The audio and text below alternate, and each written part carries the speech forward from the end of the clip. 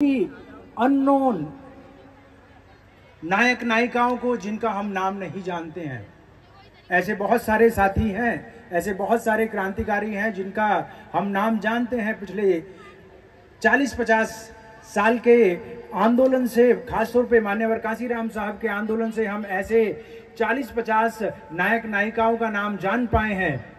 लेकिन कम से कम 200 लोग ऐसे हैं जिन्होंने पिछले 200 साल में ही इस बहुजन समाज को जागृत करने के लिए अपना सब कुछ न्योछावर किया है।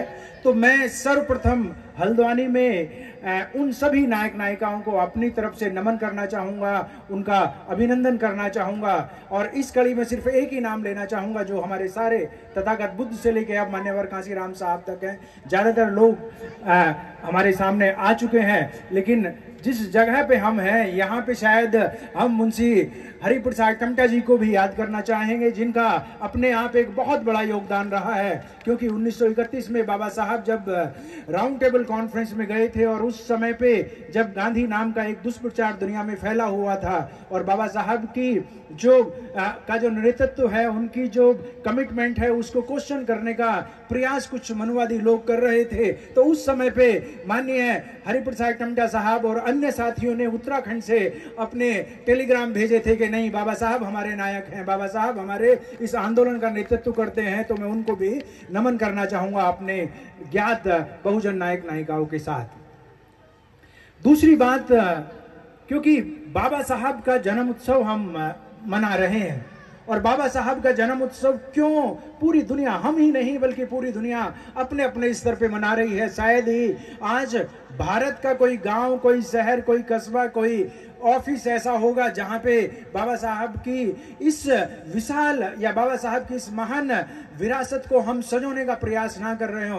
बल्कि मैं तो ये कहूंगा कि अब दुनिया में शायद मुश्किल से ही कोई ऐसा देश होगा जहां पे बाबा साहब के विचारों को आज याद ना किया जा रहा हो, उनके योगदान को आज याद ना किया जा रहा हो। तो ऐसे नायक की, ऐसे हमारे महामानव के जन्म दिवस की आप सभी साथियों को मैं अपनी तरफ से बहुत बहुत मुबारकबाद देना चाहूंगा। उनको बार बार धन्यवाद देना चाहूंगा जिन्होंने हमें इस लायक बनाया कि आज हम अपनी बात को कह सकें, हम अपनी बात को आपके सामने रख सकें। साथियों, बहुत खूबसूरत आयोजन आपका है। वास्तव में तब से आए हैं, और क्योंकि सुबह से आप लोग इस कार्यक्रम में शरीक हैं, चाहे वो प्रभात फेरी थी या रैली आप लोगों ने निकाली है, और उसके बाद से 2 बजे के बाद से लगातार यहाँ पे बैठे हैं, अब 5:30 बज रहे हैं।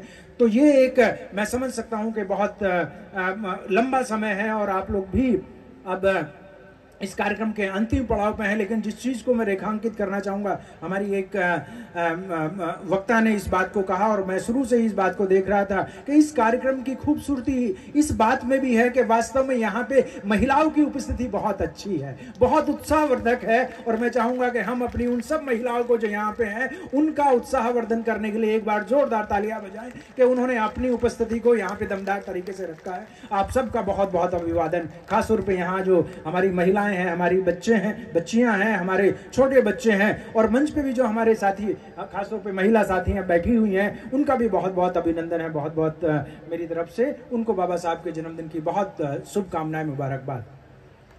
बहुत अच्छा मंच आप लोगों ने सजाया है, बहुत अच्छा आयोजन है। और मुझे ये कहने में कोई गुरेज नहीं है कि जितने भी साथी आए हैं, जितने भी साथियों ने अपनी यहाँ पे बात रखी है, बहुत गंभीरता से अपनी बात को रखा है, अच्छे तरीके से अपनी बात को रखा है। और वो दिन निकल गए जब हम अपनी बात नहीं कह पाते थे, वो दिन निकल गए जब हम अपनी बात को बहुत खूबसूरती से नहीं कह पाते थे। हमारा प्रेजेंटेशन अच्छा हो रहा है। एक व्यक्ति हैं जिनका नाम आप लोगों ने सुना होगा, एडम स्मिथ, एक व्यक्ति हुए हैं जिनको मॉडर्न इकोनॉमिक्स का पायनियर कहा जाता है, मार्केट इकोनॉमी का पायनियर कहा जाता है। एडम स्मिथ ने एक बात कही है कि गरीब व्यक्ति कौन है, किस व्यक्ति को गरीब कहा जाए।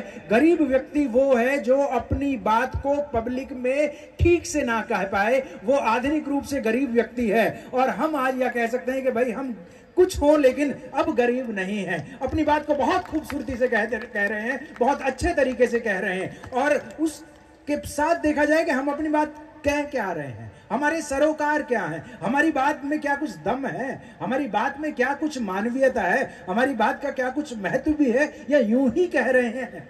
हम सावित्रीबाई फूले की बात कर रहे हैं, हम ज्योतिबा फूले की बात कर रहे हैं, हम बाबा साहब की बात कर रहे हैं, मान्यवर कांसीराम साहब की बात कर रहे हैं, हम ऐसे नायक नायिकाओं की बात कर रहे हैं जिन्होंने ना सिर्फ समाज के सबसे ज्यादा दबे कुचले लोगों के खिलाफ हो रहे अन्याय अत्याचार के खिलाफ अपनी आवाज उठाई है, पर भारत को समृद्ध, भारत को सशक्त और भारत को सुदृढ़ बनाने के लिए उसकी एक बहुत ही खूबसूरत, बहुत ताकतवर बुनियाद बनाई है। इसलिए हमारे सरोकार तो ऐसे हैं कि भाई आप हम पे पत्थर भी फेंकें, आप हम पे गोबर भी फेंकें, तो भी हम आपको शिक्षा देने का काम करेंगे, तो भी हम पीछे नहीं हटेंगे। इसलिए हमारी बात से खूबसूरत कोई बात हो नहीं सकती है, हमारे सरोकारों से खूबसूरत कोई बात हो नहीं सकती है। जब बाबा साहब को हम इतना क्यों महान मान रहे हैं, बाबा साहब को क्यों हम एक विशेष व्यक्ति का या विशेष महामानव का दर्जा दे रहे हैं, तो कुछ ना कुछ तो खासियत होगी, कुछ ना कुछ तो खास बात होगी कि भाई बाबा साहब का मतलब क्या है?